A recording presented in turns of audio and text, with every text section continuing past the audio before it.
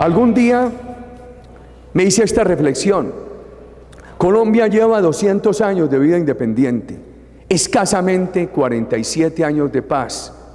Las generaciones vivas desde los años 40 no han tenido un día completo de paz. La violencia entre los partidos, las guerrillas marxistas, la reacción igualmente cruel del paramilitarismo, unos y otros cooptados por el narcotráfico. ¿Por qué las nuevas generaciones tienen que seguir con esa pesadilla? Y empezamos a proponer un discurso de seguridad. Y todos los augurios eran muy negativos, decían no, en Colombia no prospera un discurso de seguridad.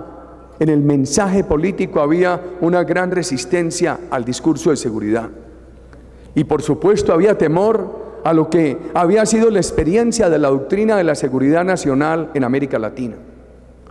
Propusimos nosotros un concepto de seguridad democrático, seguridad para todos, seguridad para los amigos del gobierno y para los críticos del gobierno. Por primera vez en 8 años la oposición radical en Colombia tuvo total seguridad. El presidente de la República era el destinatario de sus más agudas críticas cada amanecer, y sin embargo era el que estaba preocupado como comandante superior de las Fuerzas Armadas por rodearlos de garantías eficaces de seguridad. Seguridad sin legislación de estado de sitio, seguridad con garantías individuales, con respeto a las normas civiles, seguridad con respeto a los derechos políticos, seguridad con toda la apertura para la vigilancia nacional e internacional, seguridad con decisión de sancionar las violaciones a los derechos humanos, seguridad con un concepto de darle credibilidad que se sustenta en una seguridad eficaz y al mismo tiempo en una seguridad transparente, seguridad con participación de la ciudadanía. Y ese concepto de seguridad pasó de tener aprobación minoritaria en un país frente al cual había mucha resistencia a constituirse en un casi que consenso de la sociedad colombiana. Y otro día nos hicimos la siguiente pregunta. Bueno, el discurso político no habla sino de lo social, pero el discurso político no habla de las fuentes para financiar lo social. Dijimos, ¿y por qué el discurso político no incorpora un gran compromiso con la inversión? O sea, no, eso es muy peligroso, hablar de inversión es hablar en favor de los ricos. Y eso genera mucha impopularidad. ¿Y cómo queremos resolver los problemas de los pobres? ¿Cómo queremos darle prosperidad a los sectores pobres, reivindicarlos, si no estimulamos la inversión con responsabilidad social?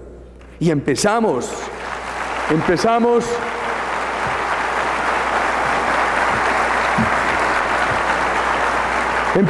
a hablar de inversión con responsabilidad social.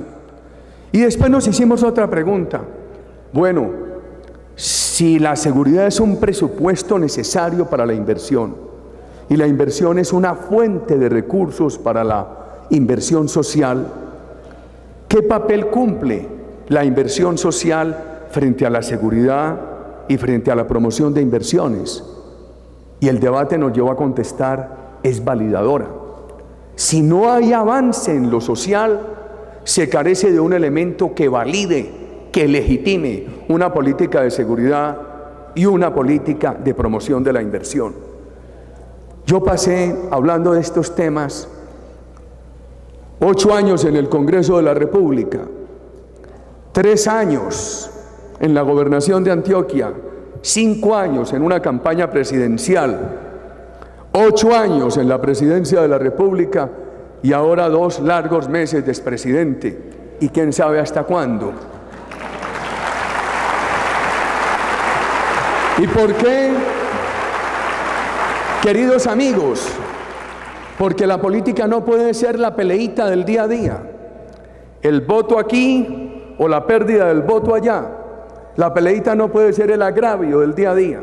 En el último año hubo un encendido debate en Colombia por la posibilidad de una segunda reelección en mi favor, que habría sido una tercera elección. Y todos los días me llamaban los comunicadores a proponerme el debate, que fulano dijo aquello, que perano dijo aquello.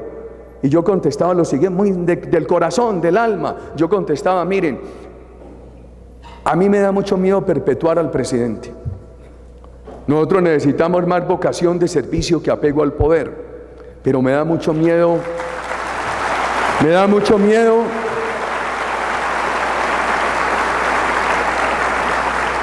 miedo que se pierdan las políticas, porque hay que tener unas políticas de largo plazo. Entonces no entraba en la rebatiña personal, entraba a explicarle a los compatriotas por qué confianza, por qué cohesión social, por qué seguridad democrática, por qué promoción de la inversión, y eso fue calando. Y entonces ahí, cuando uno habla de los objetivos de largo plazo, en lo cual los veo a ustedes muy bien empeñados, y que Chile nos ha dado un gran ejemplo, uno tiene que entrar a pensar en lo académico y en lo político. Nuestro primer director de planeación, Santiago Montenegro, hombre ilustrísimo, lideró un proceso para construir en Colombia la visión Colombia Segundo Centenario. Muy bien hecho, de planeación estratégica de largo plazo, del año 2005 al año 2019, alimentado en el debate, con el propósito de que todos los sectores del país fueran construyendo sus capítulos, etc. Pero me di cuenta que eso también necesitaba un gran componente político. Entonces yo veía que esa visión muy bien concebida se nos quedaba en el recinto académico. Y dije, lo que tengo que hacer es repetir el marco de esa visión, el techo de esa visión, que es este triangulito: confianza, seguridad, inversión, política social. Y con toda la fuerza y con toda la emoción y con toda la convicción, porque si lo dejamos meramente en el nivel académico no se asimila. Hay que inocularlo en el corazón de los colombianos.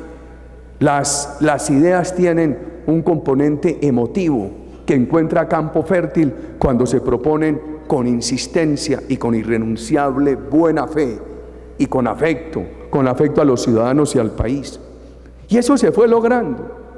Yo creo que la votación que acaba de producir el país para elegir al doctor Juan Manuel Santos como presidente de los colombianos fue una votación muy alrededor de esas políticas. Mi impresión es que en el 2002 ganó la seguridad democrática por encima de los candidatos, y ahora en el 2010 han ganado la seguridad democrática, la confianza de inversión y la política social por encima de los candidatos. Lo único que garantiza una visión de largo plazo es el pueblo. ¿Qué logra uno con llevar una visión de largo plazo a una ley? Mañana la pueden cambiar. A una reforma constitucional, mañana la pueden cambiar. Finalmente, ¿qué logra uno con tener planes cuatrienales de desarrollo que tenemos en Colombia? Si puede llegar el siguiente cuatrenio y los desconoce. Lo único que garantiza una visión de largo plazo es una idea política bien cimentada en el corazón del pueblo colombiano, y creo que se logró, pero hay un reto. Ojalá, también se puede olvidar muy fácil. Si no la siguen alimentando, de pronto se olvida. Y creo que se logró muchísimo. En mayo de este año, y don Felipe Bosch me ha preguntado mucho por el tema, le dieron a Colombia la sede del Foro Económico de Davos en Cartagena. Fue bien importante. Colombia, por la violencia, no le permitían ser sede de esos foros. Y yo tenía una oficinita por ahí cerca del sitio de la convención. Entonces me movía a pie del sitio de la convención a la oficinita. Y en un mediodía soleado de Cartagena, en un semáforo, estaba ahí medio dormido un taxista. Y yo, de transeúnte, le toqué el vidrio del carro y el taxista despertó así y abrió el vidrio y me dijo: presidente, seguridad democrática, confianza inversionista, política social. Le dije: ¿por qué sabes eso? Y me dijo: presidente, porque usted lo repite todos los días. Creo que